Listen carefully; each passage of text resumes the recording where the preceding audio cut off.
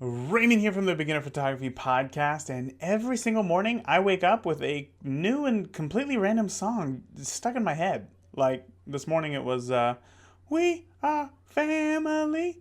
Like I'm talking like 2 seconds after I woke up. Does this happen to anybody else, or am I just kind of alone in the universe here? Anyway, okay, let's get into today's interview. Welcome to the Beginner Photography Podcast with Raymond Hatfield, the podcast dedicated to interviewing world-class photographers to ask them the questions you want answered. Whether you want to be the world's best wedding photographer, family photographer, pet photographer, or you just want to take better photos of your kids growing up, we will get you to start taking better photos today. Here with you as always, husband, father, home brewer, LA Dodgers fan, and award-winning Indianapolis wedding photographer, Raymond Hatfield. Welcome to this week's episode of the Beginner Photography Podcast. As always, I'm your host, Raymond. I'm also an Indianapolis wedding photographer, and man, do I love my job. I love being a wedding photographer, and I love being a podcast host. I love being here with you. I love sharing these great experiences that I get to have with you. I love talking with the photographers that I get to talk to, and letting them share with you, because as a photographer, no photographer knows it all. Okay, I'm just gonna be honest. No photographer knows it all. I don't care how professional they are. I don't care how world class they are. I don't care how much experience they have.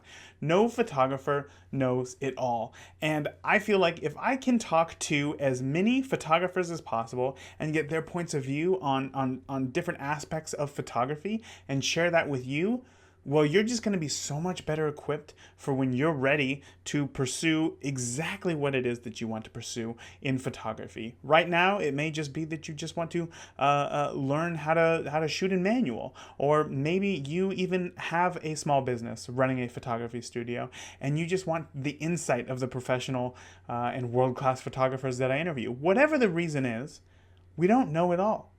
And I hope that this podcast can bring you value and just educate you just 1% more every single week. That's all that I can ask. So again, I'm super excited about this episode right here, because I am completely out of my comfort zone. I know nothing about today's topic. It is about product photography, and in the past, I may have tried to take a few product photos, but ultimately they fall flat. And after this interview, I feel rejuvenated and ready to go out and tackle it once again. And hopefully you can feel the same way.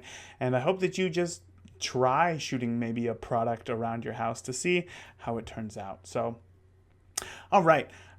First, I'm really excited about this. We got a new review on iTunes. This is like a once a week thing now. This is great. I'm finally getting to the point to where you, the listeners, are sharing how you really feel about the podcast, and I'm so happy to share that here with the rest of you, because maybe you're new to the show. Maybe this is your first episode of the Beginner Photography Podcast. Maybe it's not. Maybe it's your 500th. No, that's not. Maybe it's your 103rd episode of the Beginner Photography Podcast. And you just like to know that there are others out there just like you who feel the same way about the podcast. So this review came from iTunes, and it came from iTunes user Strokes34. And he says, I love the podcast. I've been listening to the Beginner Photography Podcast for about 3 months and look forward to each and every new episode. Raymond's demeanor, that's me, is spot on, with great information and fun interviews with folks in the business. I am now part of the Facebook group, and it is great to see what other photographers share, their photos. Thanks, Raymond, for putting together a great podcast. That came from Ivan, who, like he said, is in the Facebook group. And Ivan, man, thank you so much. The title of his review is Truly Helpful and Informative Podcast. That's all that I want. You know what I mean? That's all that I want. I don't want to take up your time. I don't want to sell you sunglasses, from sponsors or meal kits or whatever it is. I don't want to do any of that. I just want to talk about photography. I want to have fun with photography, and I want you to be excited to hear the photographers who are interviewed and maybe pick up a thing or two, and that's it. And Ivan, it sounds like that's exactly what you were getting out of the podcast. So I truly am humbled from this review, and I thank you so much for that. So Ivan, again, thank you truly. Also, guess what? Last week, I introduced the world to BPP 365, which is the daily extension of this beginner photography podcast that is available on your Amazon Echo, either your Dot or your Show or your whatever the product line is, whatever. You can get this new daily podcast. It's only 2 to 3 minutes. It's just quick little.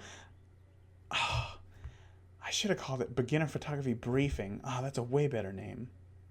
Okay, I'm gonna have to think about that. Anyway, because that's what it is. It's like a daily briefing of the photography world. There's a little bit of news in there. There's a little bit of history in there. I throw some photo assignments in there, and even photo tips that you can implement whether you have a DSLR or just a smartphone. It doesn't even matter. This is to get you excited about each and every day, and just to get you thinking about photography in a different way. And I am going to be sharing a fun fact starting from now on of each week's guest. So check this out. This is only going to happen on Wednesdays, okay? So if you're not already waking up with BPP 365, just ask Alexa, launch Beginner Photography Podcast 365. And then you're set. Okay, I listen to my flash briefing while I'm in the shower. It's great. It's just a great way to start the day from news that I'm like generally interested in. So thanks so much to Michael Rodriguez for his suggestion of trying to get more information from our guests and truly making it an actual extension of this beginner photography podcast. That was a truly great idea. So remember, you can actually, if you don't have an Echo or an Amazon Alexa device, you can actually win an Amazon Echo from me so that you can listen to BPP 365 in your home. All that you have to do, it's super easy, is just take a selfie of yourself holding your camera and introduce yourself to the world, to me, and just hashtag it BPP 365. Do that by June 29th, you're entered to win. In fact, so far the competition is... well, there is none.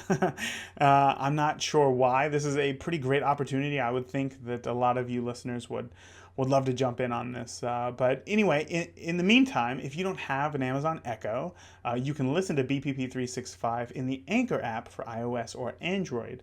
And this is where you can also send me, send the show any photography question that you have through a message, a little voice message.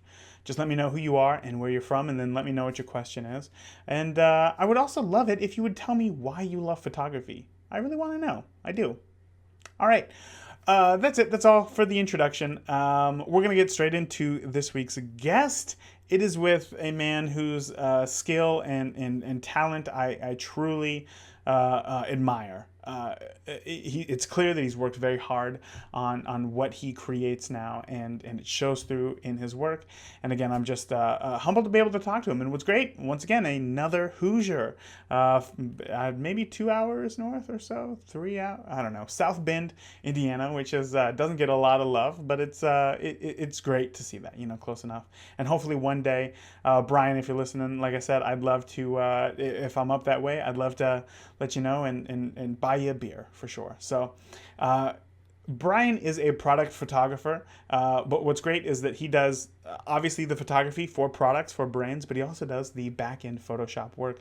So today there's a lot of questions and discussion about not only the photography, but some Photoshop stuff in there as well. So if you're not familiar with Photoshop, like I'm not, hopefully I was able to ask some questions that could help you understand what it is that we're talking about. To be honest, I felt a little bit lost in this. So I hope that resonates with you and that you get as much information out of this as I did as well. So, all right, that's it. We're going to get into this interview right now with Brian Rodgers Jr. Today's guest is the founder of Digital Art That Rocks, a company that creates visual assets like photography for companies and their products. Watch just one of his slew of Photoshop time-lapses on YouTube and you will be blown away. So today I welcome Brian Rodgers Jr. Brian, thank you so much for coming on the podcast. Absolutely, Raymond. I appreciate you having me on, man. So I'm really excited because it's not often that I get to speak with other photographers and working professionals here in Indiana. So you are, Indiana's actually kind of a relatively small state compared to other states, especially out west. You're just in South Bend, and I know that in the Beginner Photography Podcast Facebook group, we actually have a few members from up north, specifically Carrie. I know that she's going to be excited to hear this interview. So thank you for coming on for sure. Yeah, absolutely.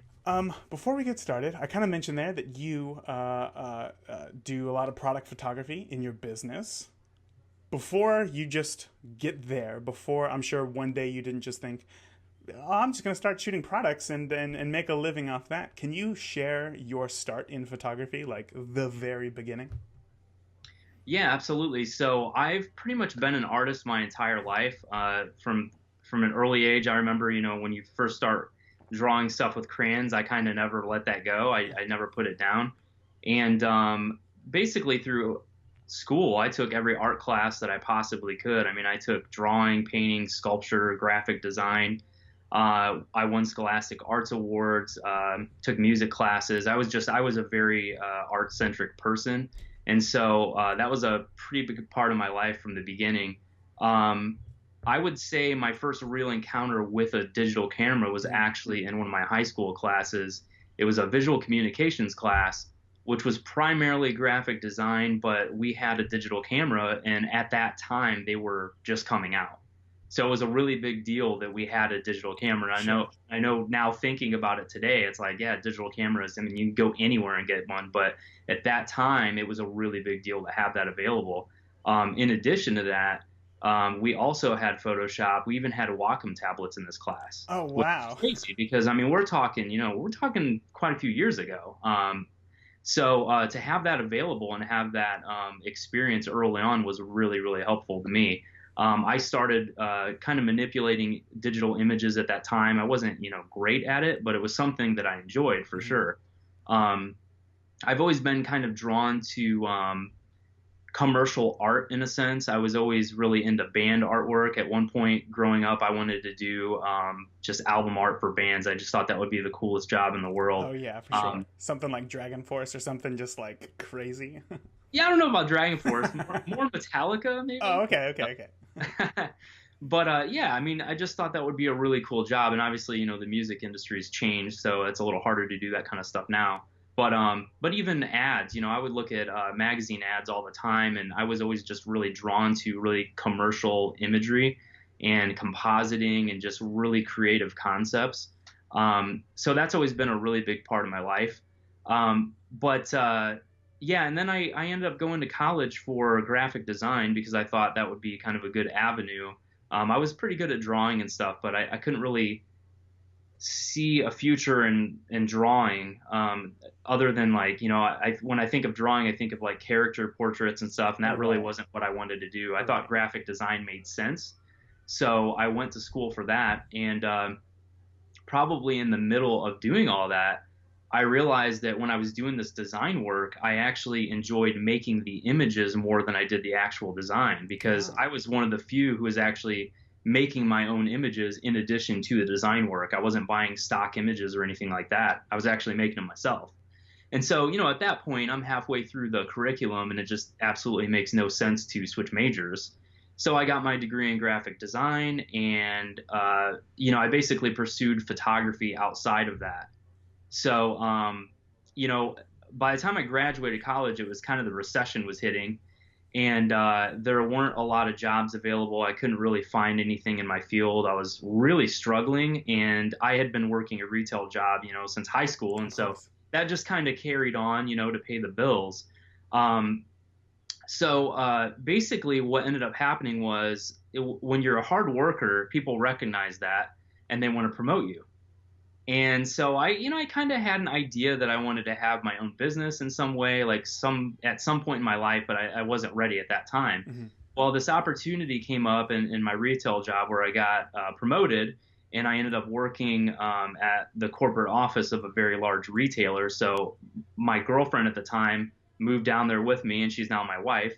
But it was a very big life-changing experience. We moved from Indiana to another state and just completely changed our life. I worked on a 3D team for store layout, and I met some really cool people there. It was a really great experience, but I just found that it wasn't as fulfilling as I was hoping it was going to be. It wasn't photography, and it wasn't where my heart was. So I ended up moving back and continuing to work retail. And what I ended up doing was I worked at a commercial. Hold on. I'm sorry. Wait. Just so that I can clarify. Sure. So you were working at the digital team at a major retailer, and then you Yeah. moved back to work back in the retail store. Is that right? Yeah. Yeah, I know. It was kind of a step backwards. I went to this, corporate career, Right. and then I found out it wasn't for me, the corporate life, sitting in a cubicle, all that stuff So that you goes just weren't along with. happy. I just wasn't happy. Oh, Yeah. gotcha. And so I had to get out of there. So Mhm. I went back to retail. It was, what I knew. It was like comfortable, and it was, wasn't the most glamorous work. I wasn't passionate about it, but I did the best I could every day. But through that process, I think that was really a motivation for me to spend time outside of work creating stuff that I wanted to create, because Yes. I wanted to. I wanted to have a career in photography, and the only way to make that happen was to start, producing work. And so I would basically freelance outside of work. Um, at one point, my wife bought me the Scott Kelby book. I don't know if you're familiar with Scott Kelby or Of not. course. Yes. So years ago, there was this book called The 7-Point System, and it was a Photoshop book. And for some reason, she bought it for me because I wanted it for Christmas. And I opened that thing and I read every page. I did every tutorial. And after reading that book, it was like this pivotal moment in my career where I just had this heightened sense of creativity Mhm. and desire to like learn more about Photoshop. I actually learned more about Photoshop in that book than I ever did in college. Isn't that amazing? Yeah, it really blew my mind. And so because of that book, it really just opened up a lot of creativity and experimenting and everything. And I forgot to mention, but during the course of college, I ended up working at a commercial photography studio Oh, okay. part-time as a retoucher, like just freelance. So I got a little bit of a commercial experience, but it wasn't a full-time thing. It was just jobs here and there. Mm-hmm. But I always kind of had that in my back pocket. And eventually what I started doing was, just like many people, experimenting with a lot of different types of photography. I was shooting portraits. I did some weddings. I did that kind of stuff. I started acquiring gear as I made money to do that. And basically, at some point, I realized that I was in the studio I had been retouching for. It was all pretty much automotive and product stuff. Mm-hmm. And I thought to myself, okay, you know what? Maybe I should give this a shot. So I You mean go out on your own? No, just kind of experimenting with products. Because Okay. here's the thing: when you're shooting portraits, a lot of times it's hard to find models, right? Yes, it can be. Sure. Yeah. It can be, especially, there's different levels of models. There's your friends and family, and then there's talent that you could hire. There's a bunch of different levels. But for me, I was like, well, I got a bunch of products around my house. I don't see why I couldn't just start experimenting and, trying to learn light. And so that's basically what I did. I would take a product that I thought was cool looking, and then I would just learn how to basically shape and modify light. So I'd go to like Home Depot and grab some of those little canned like painter's lights. Yeah. Yeah. It's just that little clamp with that silver dish. I got two of them right here pointing at me. I got you. Yeah. Okay. Yeah. So you can actually do a lot with those. And if you know how to modify and shape light, it's really amazing what you can do. So I spent hours and hours and hours just experimenting with light, diffusing it, making it smaller, larger, whatever I could do, and just really working it through. Mm-hmm. In addition to that, I ended up being exposed to Zach Arias's One Light Workshop DVD, Oh, yes. and which completely opened my eyes to the possibilities of off-camera flash. So, basically through all that stuff, I just started building a portfolio, and this happened over a number of years. You know what I mean? It didn't happen overnight. I mean, it was a lot of years of retail and a passion for the creative process and working, from 5 o'clock when I got off work to midnight on my own stuff, and then getting up early the next day and going back to work. But that drive and that passion is kind of what kept me going. So after that, I basically ended up working. I finally got out of retail, worked at this commercial photography studio for quite a while, full time as an employee. I was doing assisting and retouching. Mm-hmm. And then I left there and I started working at a small advertising agency. And I worked there for a number of years. So basically through that process, I got a lot of experience. And at the agency, I had more freedom because I was the photographer there. So I was the one going out on jobs, talking with clients, and basically doing the work. So it was a real great experience. Would you still do all of your like retouching and Photoshop work on those images at the ad agency? Yeah, absolutely. I was doing all that stuff in addition to graphic design work and video as well. So I basically I started getting to a point where I was kind of like running the business in a sense, Right. in a lot of ways. So Wondering why you were doing it for somebody else. yeah. I gotcha. I've totally been there. I've totally been there. Man, what a journey for sure. I like how, you talked about even you can just buy cheap lights and they can turn into something great as long as you know what it is that you're doing. I kind of want to talk a little bit about Fstoppers now, because you actually write and you've even created a course with Fstoppers. Can you talk a little bit about how that relationship started and a little bit about your Photoshop training? Yeah, so I actually just started writing for Fstoppers maybe, I don't know, a couple years ago. Mm-hmm. It was actually after I had started my business full time, and I started writing for them. It was a blog that I read all the time anyway. Yeah. And I just thought, it would be kind of cool to contribute to the community and write some articles. And so I would write some stuff on there and, post my work like a lot of people do. And I'm always trying to post the best work that I can. I do a lot of self-assignments that I like to put out there. And it actually caught the attention of the guys at Fstoppers. And long story short, they asked me if I'd be interested in producing like a short format tutorial on product photography. And so, they flew me down and we did a short video. It was on, I did a few of them actually, but one of them specifically was on beverage photography. And I showed how to basically set up a really awesome commercial beverage image with basically one light. And it was about a 30-minute tutorial. It was pretty in-depth, actually. And it ended up getting a ton of views on YouTube. And so after that, we decided to do a full-length tutorial. So I wrote an entire curriculum, basically starting at kind of the foundations of product photography and getting a little bit more advanced. But it's a really cool course, and I think it has a lot of really good information in it. For sure. Yeah. I mean, just watching your few YouTube videos that you have, which are pretty much just like time lapses of you in the editing process. I mean, it just completely blows my mind. And I think it's funny because a lot of like brides who I work with just assume that photography and Photoshop are just synonymous with each other, when in fact that's not really the case at all. And when I look at somebody like you who can create literally things that don't exist, within Photoshop, I just have to tip my hat, because it's truly incredible.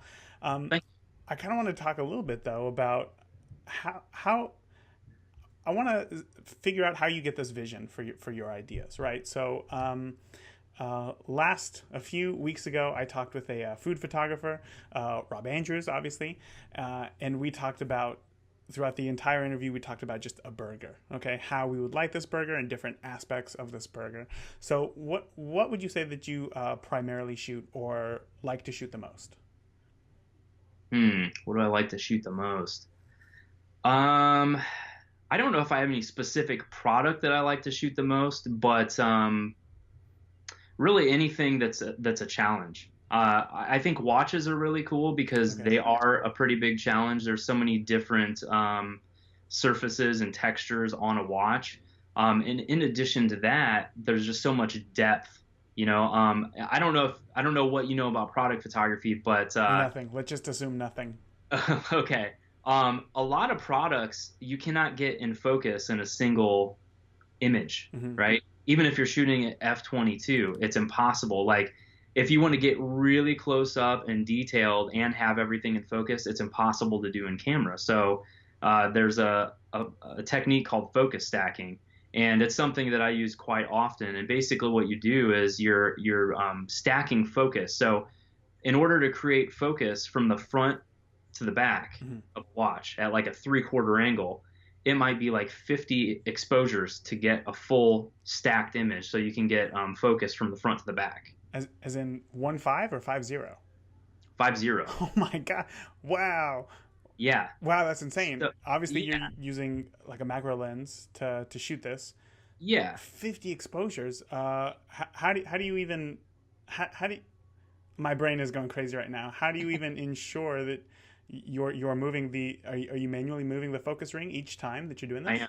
Yep, I am. I do it all by feel. Now, there's a lot of tools out there. There's like sliders, macro rail sliders, and stuff like that you can use. I don't own one personally. I've never used one. I don't really see any need to. Yeah, I just do it all by hand. I just put my hand around the focus ring and just kind of turn it little by little. And are you saying that you would use the majority of those 50 photos, or even all of them, to Oh focus yeah. stack together in Oh focus? yeah.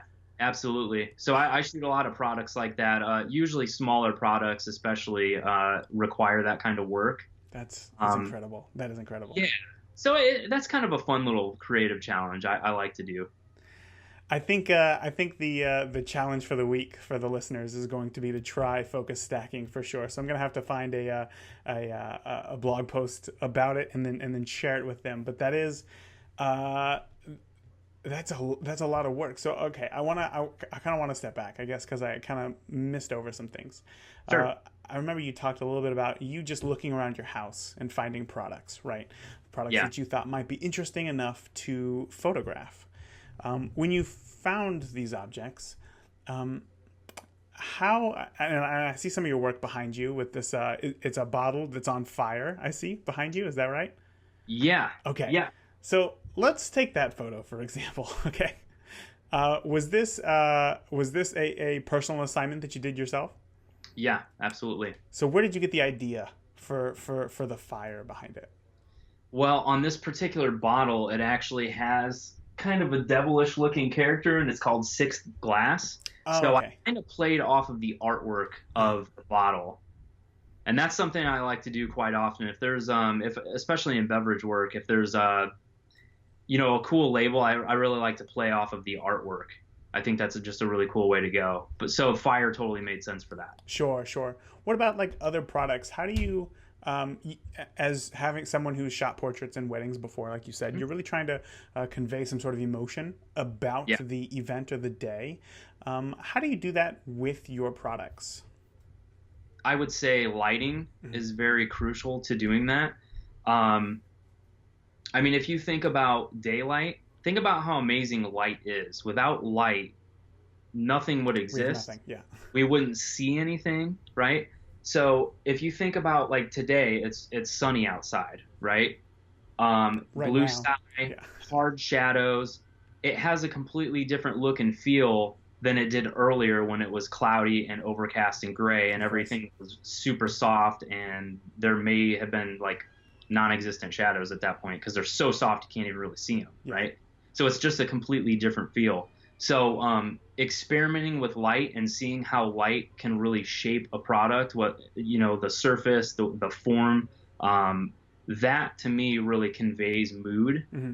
And so, for example, if you lit a product and it was really flat, like on camera flash, for example, if you light a person and you have that camera or that flash on your camera and you light them straight on, it's going to look dull and lifeless and flat, right? Very It's the much so. same exact way with a product.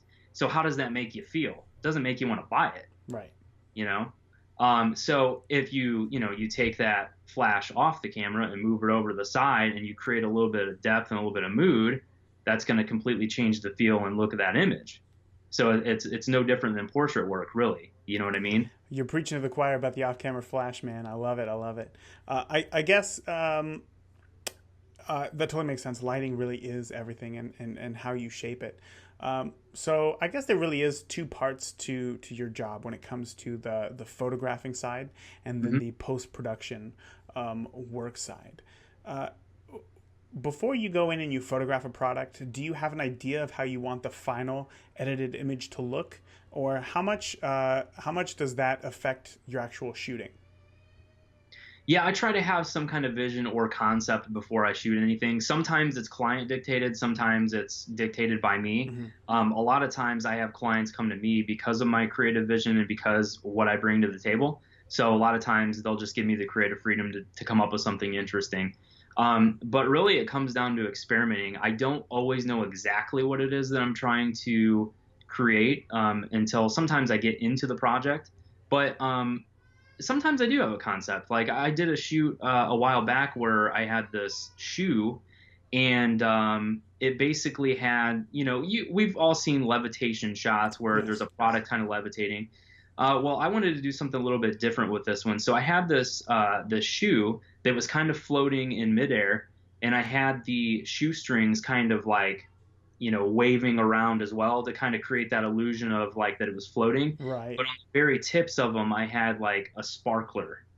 Oh, okay. And so I called it like a shoe sparkler. So I took two ideas. I took two products. I took a shoe and a sparkler, and basically mashed them together and created this kind of cool dynamic product shot. There isn't really a rhyme or reason for it. I mean, you could think several, things. I mean, I think I did it around the 4th of July, so that was kind of like in the back of my mind, I guess.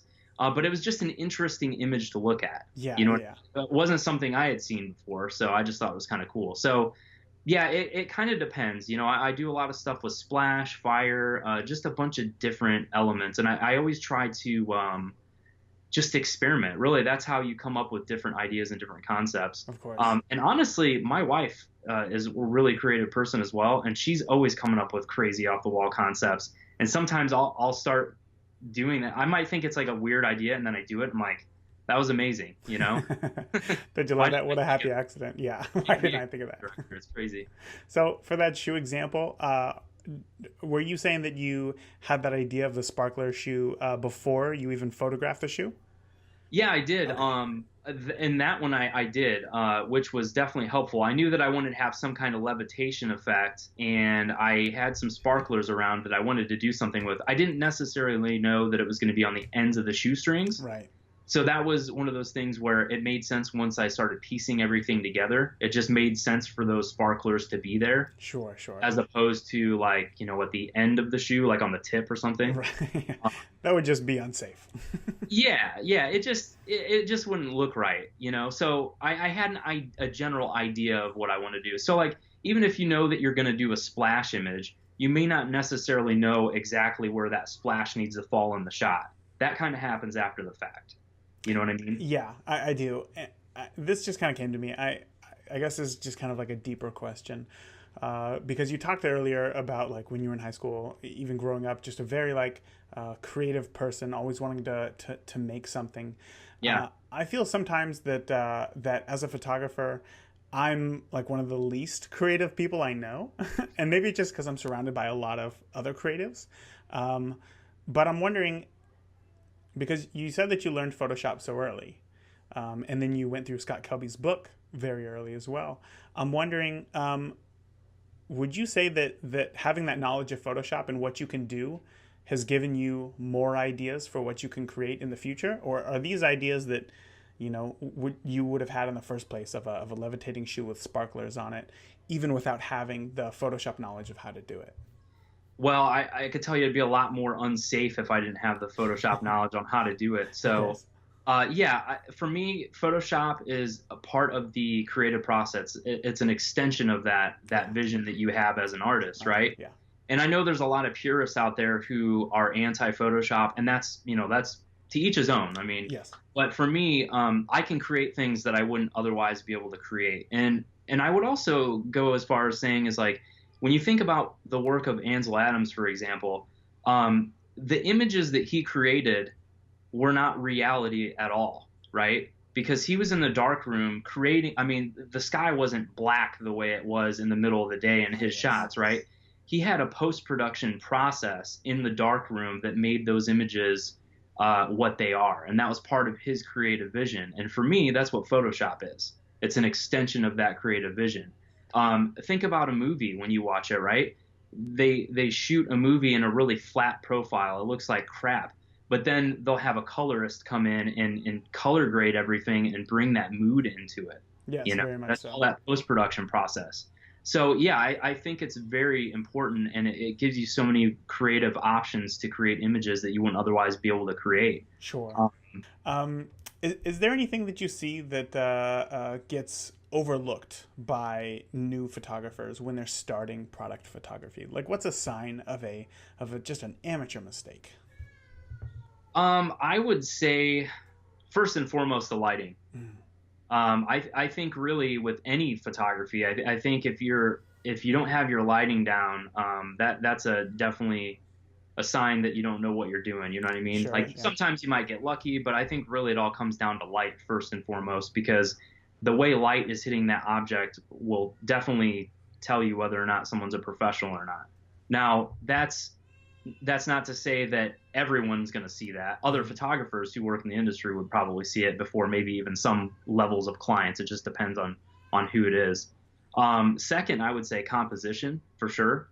Um, in terms of composition, if you think about a product, for example, I see a lot of people doing bottle shots now. I think it's becoming kind of a trend, but I'll notice some bottle shots that look okay, but the composition is terrible, or the bottle isn't straight; it's actually kind of tilted, just a little, Ah. just enough to where it's like, that doesn't look right. Yeah. You know Yeah. what I mean? So yeah, lighting, composition, and third, I'd probably say that the images sometimes look sloppy and that they're not cleaned up. So when you're looking at a product image, you don't want to see dust. You don't want to see blemishes on the product. The product needs to look really good. So if you're going to shoot product photography, it's really about perfection. You know what I mean?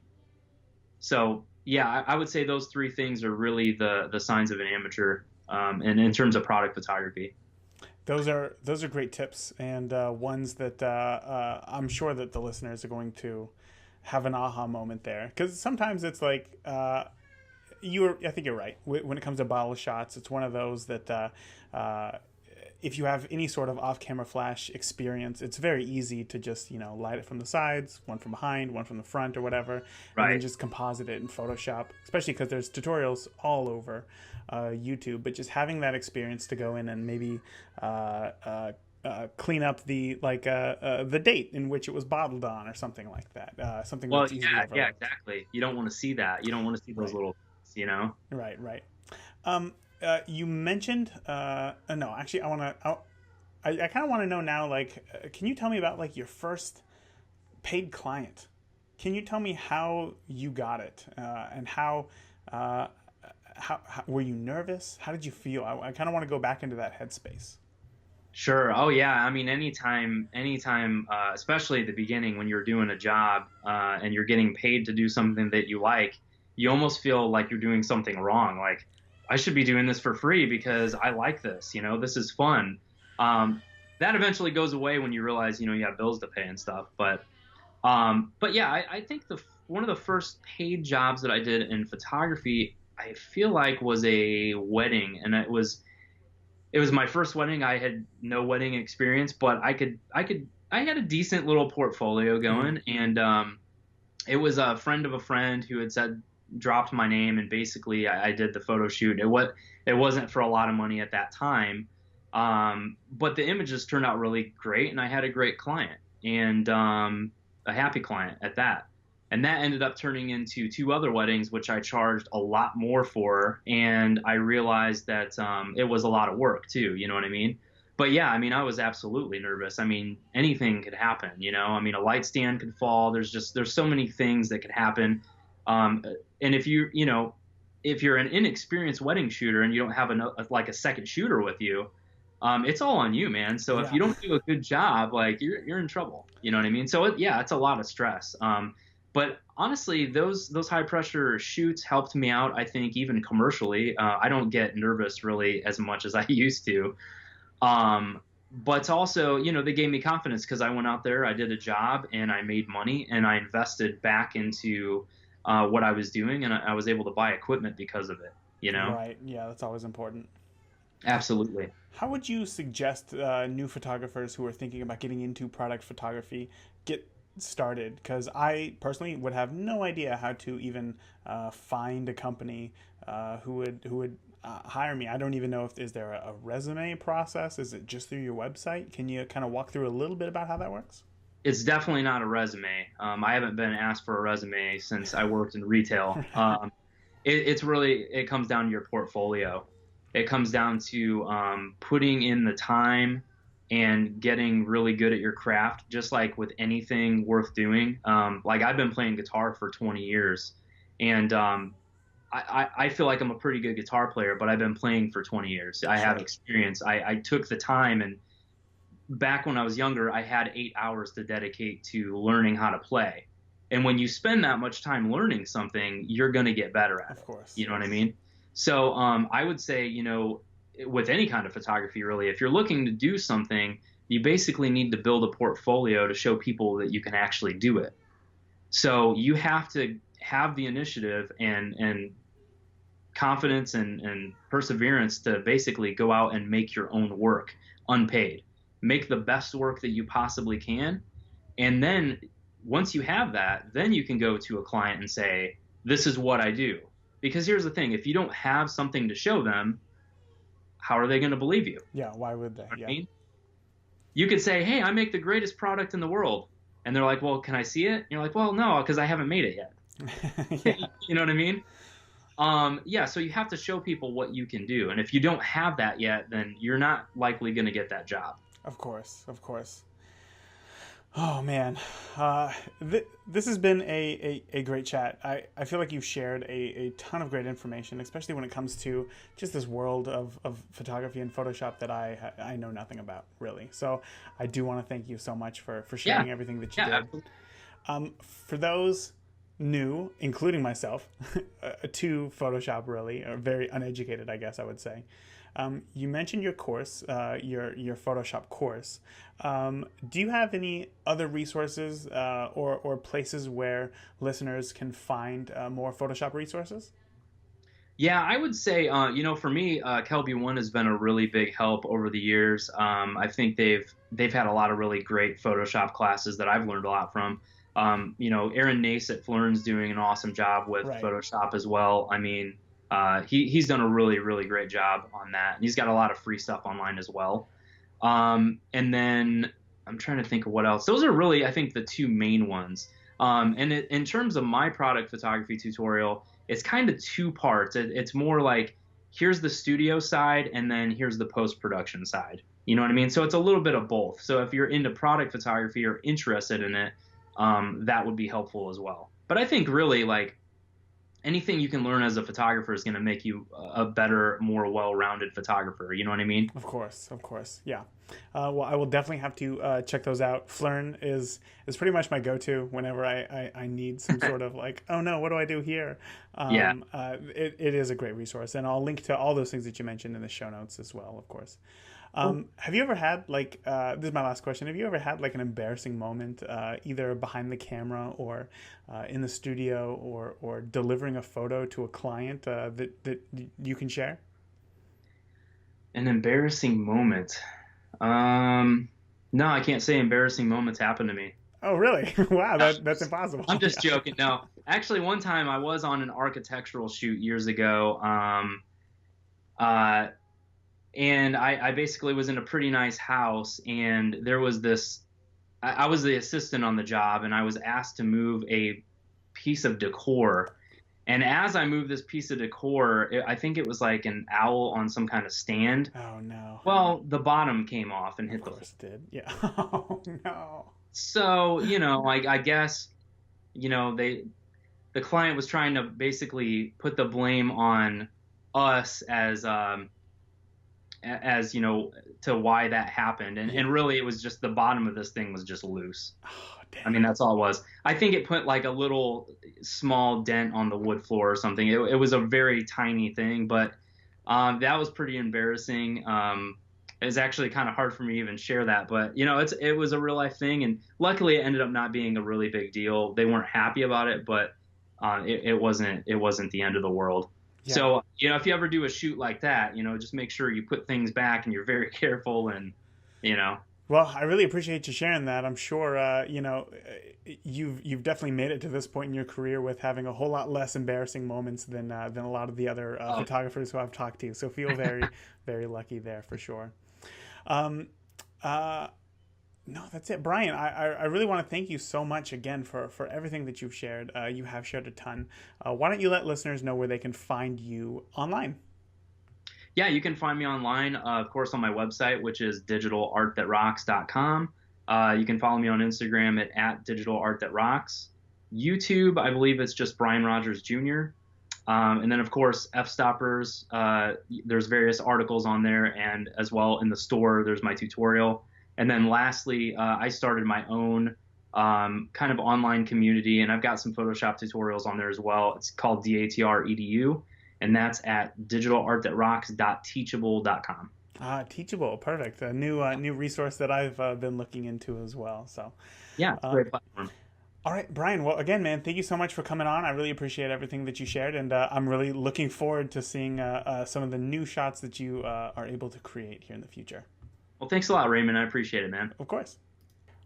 The way that I see it, you're feeling either one of two things right now. One, you're either totally lost, and that interview kind of was lost upon you trying to figure out and follow using Photoshop, and I really don't feel like there was too much Photoshop talk in there, and I think that you would be okay. Or two, you are just totally pumped right now and you're looking around your house for cool products to photograph and try yourself. Me right here, I got a Rubik's Cube here in front of me. Actually, I got a few of them. Now what else do I got? I got a it's called a Manly Indulgence scented candle. It smells like woodland escape. Fragrances of cool mint, Siberian pine, cypress, and tundra wood. It smells delicious. But the candle looks like nice. Oh, that's really overexposed right there. But the what's this thing called? Candle jar, whatever it is. It feels really premium. It looks really nice. I think I'm going to try to take a photo of it and bring it into Photoshop, see what I can do with it. Because that's me. It definitely got me pumped to talk about product photography and just trying something new. Because again, we don't know it all. And seeing this opening of like, oh, what's over here is just really exciting for me. So hopefully you're in that second camp with me as well. And if you're listening to this, it's probably because you're inquisitive and that you like to know new things. So I'm hoping that you are in camp too. I'm willing to bet. I want you, if you are planning on taking a product photo and trying something new in Photoshop, to go ahead and join the Beginner Photography Podcast Facebook group so that you can share the photo. What are you doing with your life if you're not in there? I want you to take your photo, I want you to edit it, and then join the group, obviously. Upload it to the group. Let us know that you're out there, that you're actually actively trying, and I'd love to see your example. I'm going to do that, and I will be sure to share my example in the group as well. So I got a lot of takeaways from this episode. Honestly, my biggest one is that Brian started off cheap. You know what I mean? Like, he had a retail job. It's great that he knew what his passion was. He thought that he had a job that he was going to love and fall into this career. And then he realized that it really wasn't for him. And being self-aware is really, really cool, and something that I think is missing a lot of times, because in theory, every job sounds awesome. You know, a cop, in theory, sounds awesome. You got this authority, you got this car you get to drive around in, you know, but in reality, jobs aren't always the same. You know, being a professional leader, in theory, sounds pretty cool. People feed you all this, like, food, you know, you kind of get recognized places, but in actuality, like, your stomach's always hurting. So, like, in theory, it sounded really cool to go off and work in a corporate graphics design building, but in reality, it just wasn't what Brian wanted to do. And I love that he took the reins back and went his own path, did his own thing. That really speaks volumes to the type of guy that Brian is, for sure. And that, like I said, going back to him starting off cheap, he didn't just get a call one day from brands saying like, hey, we need you to Photoshop like this brand new watch. No, he went around his house and he looked for things himself that he had for practice to build up that portfolio. And that is a great idea. I bet there are so many things around here that I wouldn't even think of that would be like impossible, maybe not impossible, impossible for me for sure, to photograph in proper product photography settings. Just like, I'm sure, like a clear glass, I bet would be one of the hardest things ever to photograph. But he went out and he challenged himself and he built up this portfolio until he got to the point where he was getting recognition, and it worked. You know, each and every one of you can be doing the exact same thing, no matter what your niche in photography is. Whatever it is that you want to focus on, you can do the exact same thing. Maybe you can't walk around your house and find a pregnant woman if you're looking to do maternity photos or whatever, but you can figure out a way to be able to shoot for free to build up that portfolio. There's nothing wrong with that, you know? Shoot for free, build up that portfolio so that you have something to show so that you can grow in the future. Because remember, photography isn't like instant. It's not like, oh, I have a camera, now I need to be a photographer today, tomorrow, next week. Like, I got to do this. If you really want to be a photographer, it may take years.